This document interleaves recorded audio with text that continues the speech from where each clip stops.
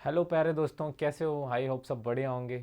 तो दोस्तों, आज की जो हमारी क्लास है बीएससी एग्रीकल्चर 6 सेमेस्टर, और जो हमारा सब्जेक्ट है ये है sustainable farming system and sustainable agriculture. और इसमें जो है इस सब्जेक्ट में हमने इसके पहले टॉपिक, हमारा जो टॉपिक था फार्मिंग सिस्टम, हमने उसके बारे में पढ़ा था।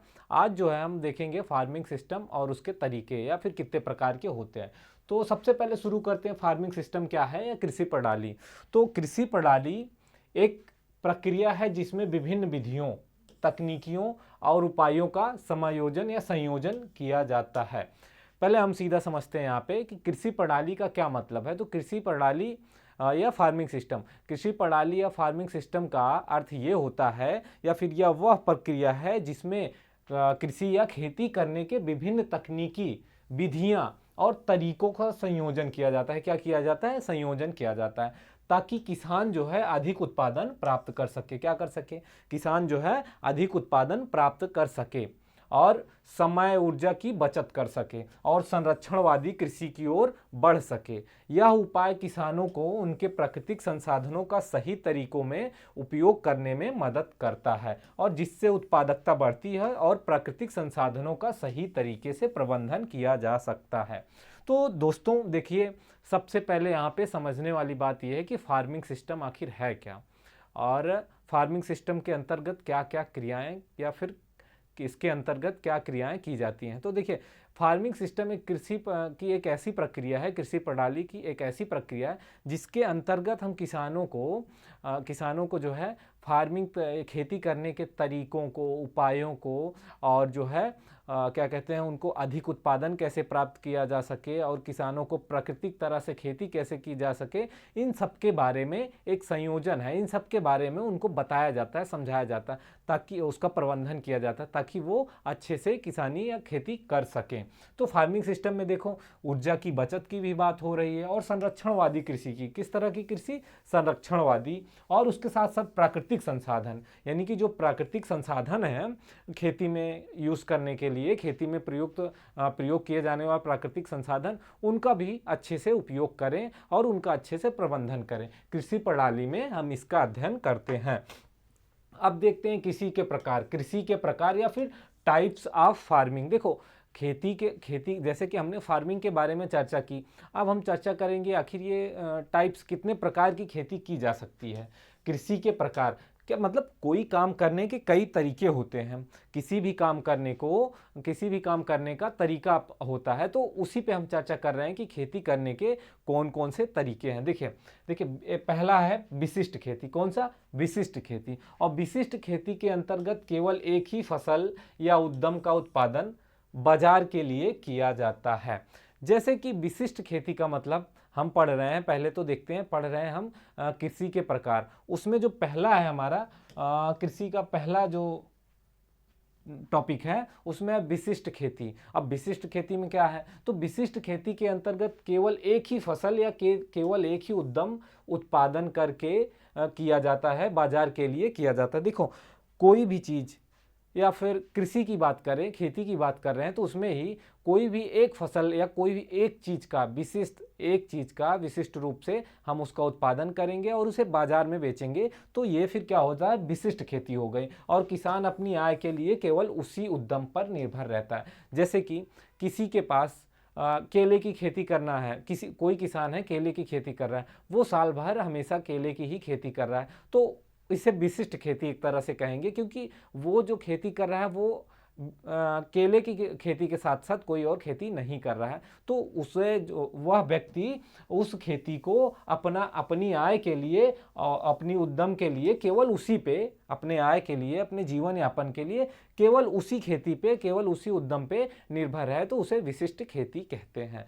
विशिष्ट खेती से अभिप्राय उन खेतों से है, उन जोतों से है जो कुल आय का कम से कम 50% किसी एक उद्यम अथवा फसल से प्राप्त करते हैं। देखो, ये विशिष्ट खेती का क्या मतलब है? तो विशिष्ट खेती का मतलब है, जैसे कि हमने कोई भी कार्य किया या हम कोई भी कार्य कर रहे हैं, खेती में कोई भी फसल बो रहे हैं या कोई भी खेती कर रहे हैं, तो उसमें जो है हम पूरी फसल या जो हमारी पूरी आय होगी उस आय का 50% लगभग आधा हिस्सा हम किसी एक फसल से या किसी एक विशिष्ट खेती से प्राप्त कर रहे हैं, तो उसे क्या कहेंगे? विशिष्ट खेती कहेंगे। उस उद्यम को विशिष्ट खेती कहेंगे, जिसमें जो है किसान 50% से अधिक जो है आय अर्जित करेगा। आगे हम देखेंगे विशिष्ट खेती के प्रमुख लाभ। अब विशिष्ट खेती करने के क्या लाभ होते हैं, हम इस पे चर्चा करते हैं। देखिए, हम अगर खेती कर रहे हैं या पढ़ाई खेती कृषि के बारे में हम अध्ययन कर रहे हैं, तो उसमें इस चीज़ का विशेष ध्यान रखेंगे कि आखिर खेती को, अब जैसे हम लोग कृषि के छात्र हैं तो इसमें क्या है कि हम खेती के अच्छे अच्छे तरीकों को सीखेंगे और जो खेती के तरीके हैं उनको किसानों को बताएंगे और कैसे कम समय में और कम भूमि पर अधिक उत्पादन प्राप्त किया जा सके। तो खेती वही कृषि के प्रकार में हम देख रहे हैं विशिष्ट खेती। और विशिष्ट खेती में हमने देखा कि विशिष्ट खेती किसे कहते हैं? कोई पार्टिकुलर या कोई व्यक्तिगत एक फसल को उगाकर उसी को अपना उद्यम का जरिया बनाए और उसी से आय प्राप्त करे, और उसकी जो किसान है उस व्यक्ति की आय का लगभग अगर 50% का हिस्सा जो है उसी से प्राप्त हो रहा है, तो उसे विशिष्ट खेती कहेंगे। अच्छा, विशिष्ट खेती करने के क्या लाभ होते हैं, ठीक है, उस पर चर्चा करेंगे कि विशिष्ट खेती करने के प्रमुख लाभ क्या हैं या विशिष्ट खेती के क्या लाभ हैं। तो विशिष्ट खेती के लिए कम पूंजी की आवश्यकता होती है। क्या होता है, अगर हमें विशिष्ट खेती करनी है, कोई एक खेती करनी है, तो उसके लिए कम पूंजी की आवश्यकता होगी। जाहिर सी बात है, अगर कोई भी फसल या कोई भी एक फसल हम उगा रहे हैं तो उसमें कम पूंजी की आवश्यकता होगी, कम लागत की आवश्यकता होगी। तो यहाँ पे हमें धन की बचत होगी और उपज की बिक्री में सुविधा होगी। क्या होगा? उपज की बिक्री में सुविधा होगा। अब कैसे उपज की बिक्री में सुविधा होगा? तो जैसे हमने एक ही फसल की खेती करी तो फसल को समय से कटाई करके सीधा बाजार में ले जाएंगे, ना कि किसी और फसल का इंतजार करेंगे कि दोनों हमारी फसलें तैयार हो जाए और उस दोनों को हम बाजार में ले जाके बेचें। तो इसमें उपज की बिक्री में भी सुविधा होती है और विशेष यंत्रों का प्रयोग भी संभव होता है, क्योंकि खेती करने के लिए बहुत कई प्रकार के जो है यंत्रों का उपयोग किया जाता है। तो अगर एक खेती कर रहे हैं, कोई एक फसल उगा रहे हैं, तो उसके लिए कोई विशिष्ट जो अनेकों यंत्र आते हैं हम उनका प्रयोग कर सकते हैं आसानी से और अच्छे से। और पूंजी की बचत होती है। फार्म के प्रबंधन में सुविधा होती है कि हम जहाँ पे फार्म प्रबंधन कर रहे हैं वहाँ पे सुविधा होती है। अब सुविधा किस रूप में होती है कि हम पर्टिकुलर एक ही फसल की खेती कर रहे हैं, एक ही चीज़ पे निर्भर हैं, तो हमें फिर कुछ इधर उधर करने की आवश्यकता नहीं होती है। तो उसमें क्या होता है, फार्म प्रबंधन में सुविधा होती है और श्रम की कार्यकुशलता में वृद्धि होती है। कार्य करने के लिए जो हम मजदूर या फिर खुद किसान अपने द्वारा करेगा, तो उसमें अपने खेती करने में, खेती का तरीके में या खेती की जो विधियाँ होंगी उसको अच्छे तरीके से अपना सकेगा, उसको अच्छे तरीके से अप्लाई कर सकेगा और कार्य कुशलता में वृद्धि होगी। उत्पादन की आधुनिक विधियों का प्रयोग। अब कैसे उत्पादन की आधुनिक विधियों का प्रयोग? तो जैसे फसल को हमने उगाया, उसके बाद क्या करेंगे, उससे जो उत्पादन के लिए अब जो नई नई टेक्नोलॉजियों का उपयोग किया जा रहा है, नई नई टेक्नोलॉजी खोजी जा रही हैं, उसको हम अच्छे से उपयोग कर सकते हैं, उसका हम अच्छे से उपयोग कर सकते हैं, इम्प्लीमेंट कर सकते हैं। अब विशिष्ट खेती के प्रमुख दोष। अच्छा, विशिष्ट कोई भी खेती करेंगे या फिर किसी भी चीज़ का कुछ गुण होता है, कुछ दोष भी होता है, कुछ अच्छाई होती है, कुछ बुराई होती है, कुछ नुकसान भी होता है। देखो, तो विशिष्ट खेती में संसाधनों का पूर्ण उपयोग, आय की मात्रा सीमित हो जाती है। कैसे? अगर हम एक फसल के साथ किसी दूसरी फसल की खेती करेंगे तो हमें दोनों से आय प्राप्त होगी। अगर एक ही खेती कर रहे हैं, किसी कारणवश अगर हमारी फसल नष्ट हो गई तो उस अवस्था में क्या होगा, हमें हानि होगी, हमारी आय जो है क्या होगा, आय वृद्धि नहीं होगी या फिर आय की प्राप्ति नहीं होगी, हानि की संभावना बढ़ जाती है। कैसे हानि की? कि अगर हमारी फसल खराब हुई तो उस अवस्था में फिर कोई दूसरा ऑप्शन हमारे पास नहीं है, तो हानि होगी। अगर दो फसलों को उगाएंगे तो एक फसल, अगर किसी कारणवश एक फसल खराब भी होती है तो दूसरी फसल से कुछ आय प्राप्त हो जाती है। उप पदार्थों की हानि होती है। अब भूमि की उर्वरा शक्ति का ह्रास होता है। अगर हम जानते हैं कि किसी भी एक फसल को बार बार खेत में उगाने से उस फसल की जो है उर्वरा शक्ति में ह्रास होता है, इसीलिए हम फसल चक्र का उपयोग करते हैं। क्योंकि हमने पहले भी इस बारे में पढ़ा है, चर्चा की है कि फसल चक्र अपनाने से क्या फ़ायदे होते हैं, क्या नुकसान होते हैं। देखिए, फसल चक्र का मतलब ये होता है, अगर हम अलग अलग फसलें उगाते हैं तो उस अवस्था में मृदा की उर्वरा शक्ति बनी रहती है। अगर एक ही फसल को उगाएंगे तो वो फसल जो है मृदा में उपस्थित जो पोषक तत्व होंगे उनकी कमी होने लगती है, उनका जो मृदा है, मृदा की उत्पादन शक्ति का ह्रास होने लगता है। अब दूसरा है बहुप्रकारी खेती। कौन सी? Diversify farming. अब ये बहुप्रकारी खेती, बहुप्रकारी कृषि से तात्पर्य उन जोतों अथवा प्रक्षेपों से है जिन पर आय के स्रोत कई कृषि उद्यमों, एग्री एंटरप्रेन्योरशिप या फिर फसलों पर निर्भर करते हैं तथा किसी भी उद्यम से प्रक्षेप के कुल आय का 50% से अधिक लाभांश नहीं मिलता है। देखिए, बहुप्रकारी खेती का मतलब ये होता है कि अगर हम खेती कर रहे हैं तो वहाँ पे आय के लिए एक ही फसल पे ना क्या कहते हैं, निर्भर होके कई फसलों को एक साथ उगाना, कई उद्यमों को, कृषि के जो है कई उद्यमों, जैसे यहाँ पे हमने कई कृषि उद्यमों या फसलों पर निर्भर होना। तो कई प्रकार के उद्यमों का, जैसे भी कोई भी व्यक्ति है अगर कोई बिजनेस कर रहा है तो वो एक बिजनेस से दूसरा बिजनेस की ओर बढ़ता है, इसीलिए कि एक बिजनेस में अगर नुकसान है तो हमें दूसरे में लाभ होगा। वैसे बहुप्रकारी खेती का मतलब होता है कि एक फसल के साथ साथ कई फसलों को उगाना। तो उसमें क्या होगा, कोई एक फसल, अगर एक फसल से नुकसान भी हमें हो रहा था, दूसरी फसल से उसकी भरपाई हो जाती है।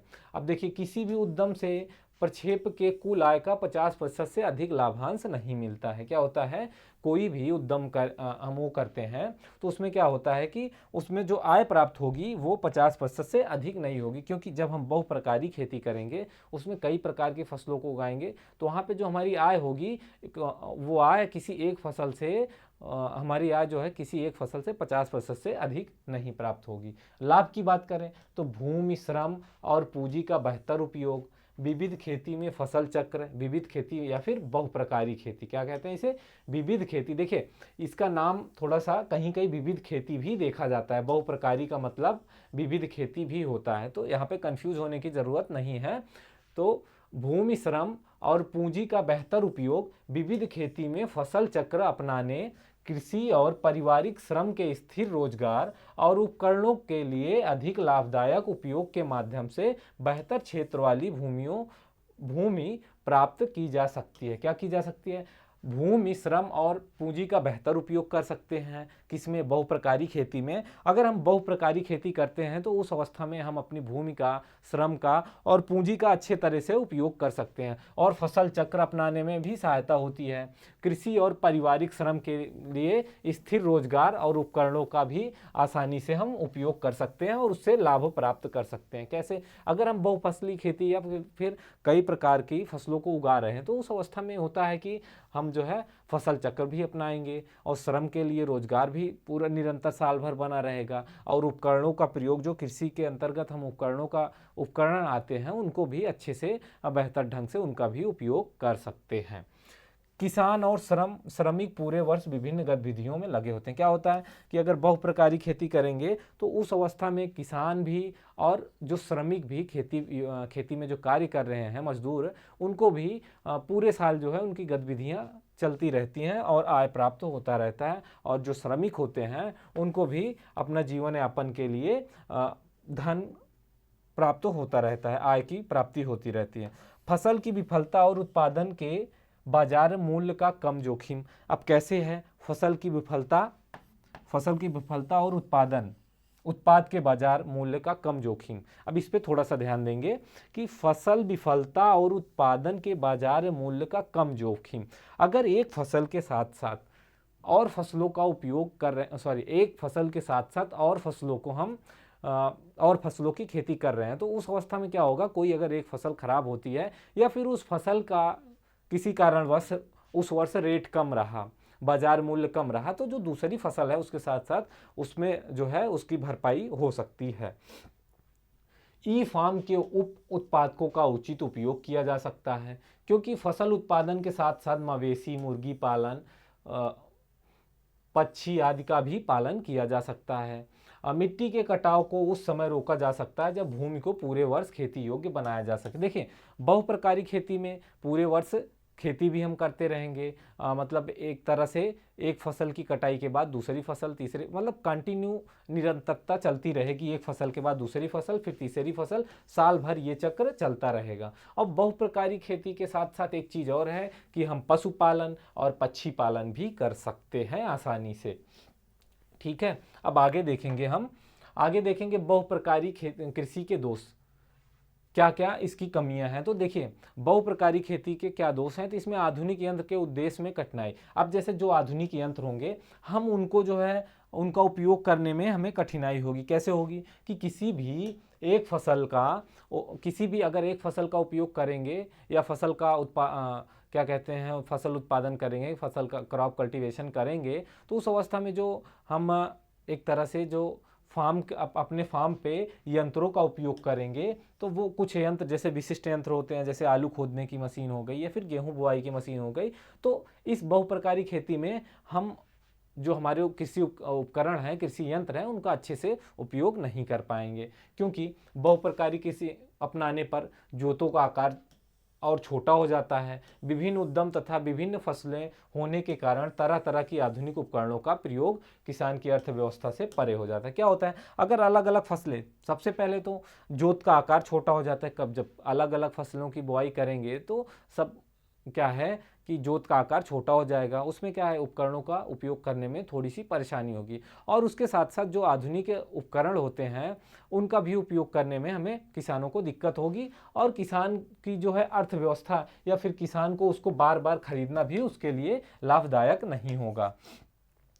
अब उपज विपणन में कठिनाई। अब कैसे उपज विपणन में, कि उपज को बेचने में कैसे कठिनाई होगी, तो थोड़ी थोड़ी मात्रा में बहुत सी वस्तुओं का उत्पादन प्राप्त होने के कारण उनके विपणन में कृषक को बार बार बाजार का चक्कर लगाना पड़ेगा। कैसे, अगर हम बहुप्रकारी खेती कर रहे हैं, उसमें उसके अंतर्गत कई फसलों का उत्पादन कर रहे हैं, तो उसमें क्या होता है कि जब कई फसलों का उत्पादन करेंगे तो उस अवस्था में जो उत्पाद प्राप्त होगा, हमें जो उपज प्राप्त होगी वो थोड़ी थोड़ी मात्रा में प्राप्त होगी, तो उसको बार बार बाजार में ले जाना, बेचना, फिर मूल्य का उतार चढ़ाव, तो उसमें भी किसानों को थोड़ी सी समस्या का सामना करना पड़ सकता है।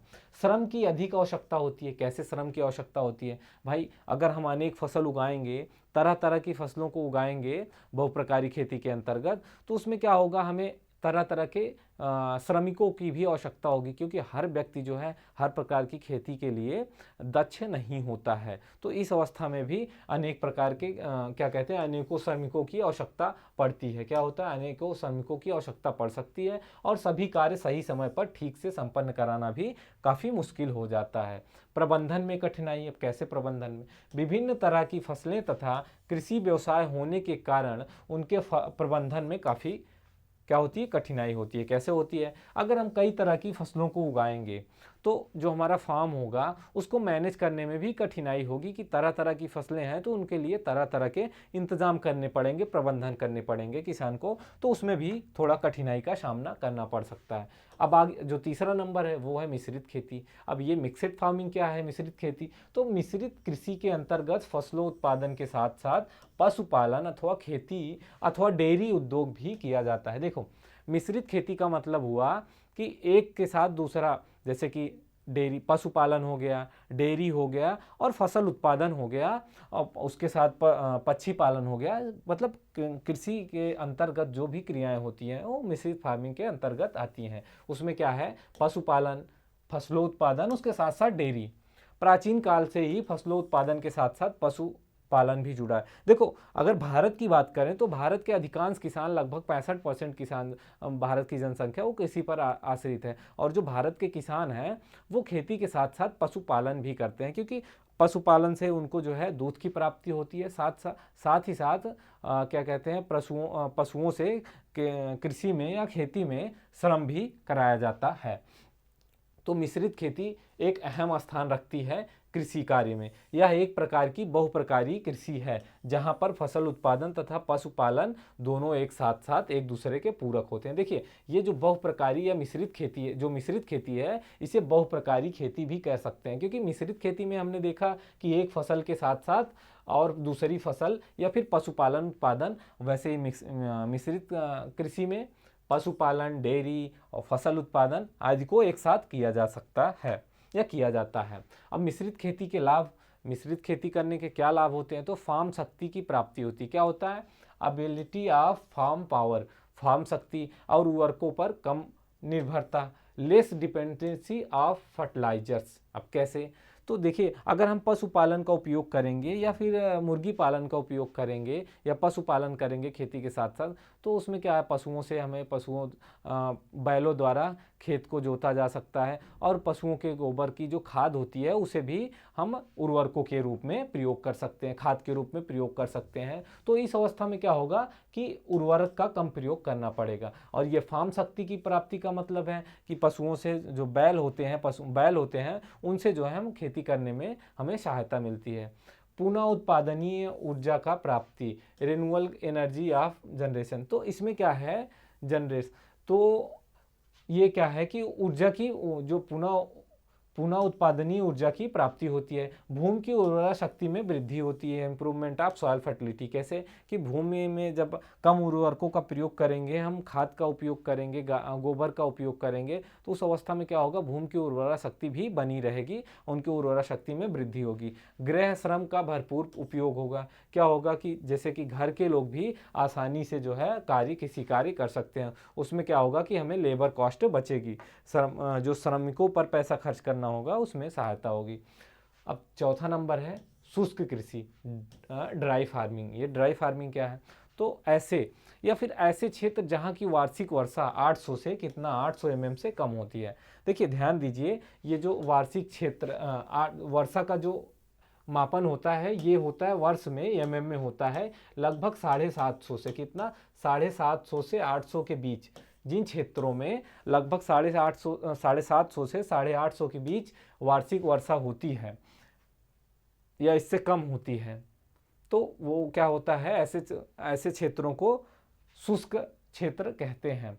तो क्या होता है, तथा फसल उत्पादन के लिए वर्षा जल अथवा संरक्षित वर्षा जल पर आधारित होता है, शुष्क कृषि कहलाती है। उन क्षेत्रों में जहां की वार्षिक वर्षा 750 से 750 mm से 800 mm से कम होती है और वहां की कृषि जो होती है वर्षा पर ही आधारित होती है, उन क्षेत्रों को या फिर उनको क्या कहते हैं, शुष्क कृषि कहते हैं। शुष्क कृषि के लिए आवश्यक कार्य। अच्छा, शुष्क कृषि में अगर हमें इस अवस्था में खेती करनी है तो हमें किन किन चीज़ों का ध्यान रखना चाहिए, तो शुष्क कृषि के लिए खेती के तैयारी के समय या खेती की तैयारी शुष्क कृषि से अधिक उत्पादन लेना भूमि में संचित नमी पर निर्भर करता है। देखिए शुष्क कृषि में क्या होता है कि अगर जिन क्षेत्रों की वार्षिक वर्षा कम होती है या फिर जिन क्षेत्रों में वार्षिक वर्षा या फिर जिन क्षेत्रों की जो खेती होती है वो वर्षा पे ही आधारित होती है, तो वहाँ पे खेती करने के लिए हमें विशेष चीज़ों का ध्यान रखना चाहिए। जैसे कि शुष्क कृषि अगर करनी है तो वहाँ और हमें अधिक उत्पादन भी लेना है, तो उस अवस्था में क्या करना है, हमें अधिक उत्पादन प्राप्त करने के लिए भूमि में संचित नमी पर निर्भर करता है और भूमि में पानी सोखने की क्षमता तथा जल धारण क्षमता बढ़ाने के लिए रबी की फसल कटने के तुरंत बाद खेत खाली होने की गर्मियों में मिट्टी पलट वाले हल से गहरी जुताई करनी चाहिए। इससे हानिकारक कीट, बीमारी और जीवाणु, खरपतवार नष्ट हो जाते हैं और उसके बाद उसमें हम जो दूसरी फसल बोने की तैयारी करते हैं और फसल को बो देते हैं, ताकि उस जगह पे या उस खेत में जो मृदा नमी है वो बनी रहे और हम आसानी से दूसरी खेती कर सके फसल। अब दूसरा है ढाल के विपरीत जुताई। ढाल के विपरीत जुताई, अब शुष्क कृषि क्षेत्र में क्या करते हैं कि खेतों के ढाल के विपरीत जुताई करने से कूड़ में पानी इकट्ठा होता है। क्या होता है, वर्षा आने से पहले क्या करते हैं, जिन क्षेत्रों में ढालू भूमियां हैं या ढालू भूमि वाले क्षेत्र क्या हैं, वहाँ पे वर्षा से पहले ही ढाल के विपरीत जुताई कर देते हैं ताकि उसमें वर्षा का पानी रुक सके और पानी वो भूमि जो है पानी को सोखने के लिए अधिक समय मिल सके। खेतों में ढाल के विपरीत थोड़ी थोड़ी दूरियों पर डोलियां बनाई जाती हैं एवं वनस्पतिक आवरण लगाए जाते हैं जिससे वर्षा का जल रुककर भूमि में समा सके। देखो शुष्क क्षेत्रों में इन चीज़ों का ध्यान रखना चाहिए हमें खेती करने के लिए कि कैसे मृदा की जो जल धारण क्षमता होती है उसको कैसे बढ़ाएं। तो उसके लिए ढाल वाले क्षेत्रों में, ढालू क्षेत्रों में क्या करते हैं, जो खेत की जुताई करेंगे उसे ढाल के विपरीत करेंगे, वनस्पतिक कुछ पौधे लगाएंगे,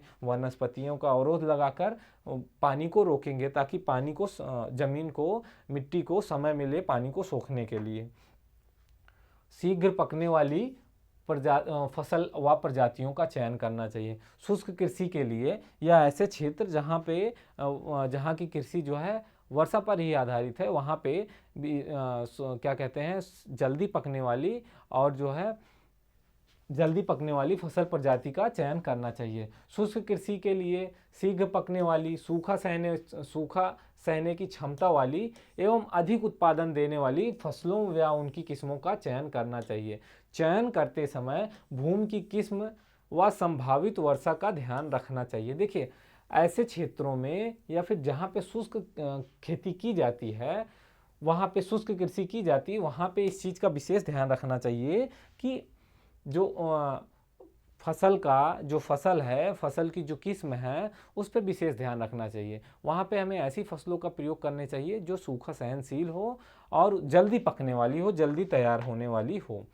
अगला है रैंचिंग कृषि। कौन सी? रैंचिंग कृषि। रैंचिंग कृषि कहते हैं। तो देखो, रैंचिंग कृषि का मतलब दोस्तों ये है कि रैंचिंग कृषि इस प्रकार की खेती में खेत की जुताई, बुआई, गुड़ाई कुछ भी नहीं की जाती है। सबसे पहले रैंचिंग कृषि में हम यही देखेंगे, ये समझते हैं कि इस प्रकार की खेती में खेत की जुताई, बुआई, गुड़ाई आदि नहीं की जाती है। अच्छा, ये नहीं की जाती है तो खेती कैसे की जाती है? तो यहाँ पे फसलों को भी उत्पादन नहीं किया जाता है, फसल का उत्पादन भी नहीं किया। फसलों का उत्पादन, देखिए, जुताई, बुआई, गुड़ाई आदि नहीं की जाती और ना ही फसलों का उत्पादन किया जाता है, बल्कि प्राकृतिक वनस्पतियों पर विभिन्न प्रकार के पशुओं जैसे भेड़, बकरी आदि को चराया जाता है। देखिए, रैंचिंग कृषि जो होती है ये पशुओं को चराने के लिए होती है, ना कि यहाँ पे कृषि कार्य किया जाता है। ठीक है, इस प्रकार की कृषि ऑस्ट्रेलिया, डेनमार्क, अमेरिका, तिब्बत तथा भारत के पहाड़ी क्षेत्रों में की जाती है। पहले तो अगर विदेशों की बात करें तो अमेरिका, डेनमार्क और तिब्बत में की जाती है। कहाँ पे? अमेरिका, ऑस्ट्रेलिया, डेनमार्क और तिब्बत में। और भारत में कहाँ की जाती है? पहाड़ी वाले क्षेत्रों में की जाती है। और भारत में इस प्रकार की जो भूमि होती है, वो इस प्रकार की भूमि पर किसी का स्वामित्व भी नहीं होता है। क्या होता है? किसी का स्वामित्व नहीं होता है। ये सार्वजनिक स्थानों पर उगी वनस्पतियों का कोई भी व्यक्ति अपने पशु चराने के लिए उपयोग कर सकता है। लेकिन ऑस्ट्रेलिया, अमेरिका तथा तिब्बत में भेड़ बकरी रखने वाले किसानों को रैंचर कहा जाता है। क्या कहा जाता है? रैंचर।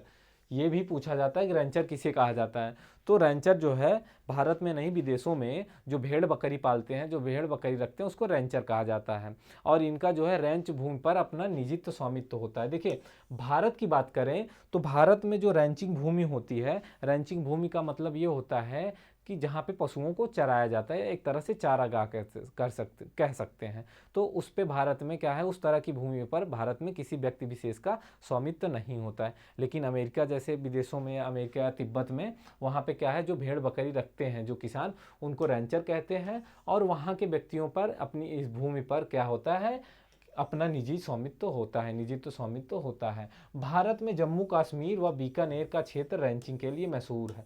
अगर भारत की बात करें तो भारत में सबसे ज़्यादा रैंचिंग किन क्षेत्रों में की जाती है, रैंचिंग कृषि? तो जम्मू कश्मीर, बीकानेर का जो क्षेत्र है, यहाँ पे रैंचिंग कृषि की जाती है भारत में। तो दोस्तों, आज जो है हमारी क्लास यहीं पे समाप्त होती है। कृषि के प्रकार हमने पढ़ा, टाइप्स ऑफ फार्मिंग है, कृषि के प्रकार, कितने तरीक़ों से खेती की जाती है। तो आज की क्लास हम समाप्त होती है। हम लेते हैं आपसे विदा। तो जय हिंद, मिलते हैं अगली क्लास में।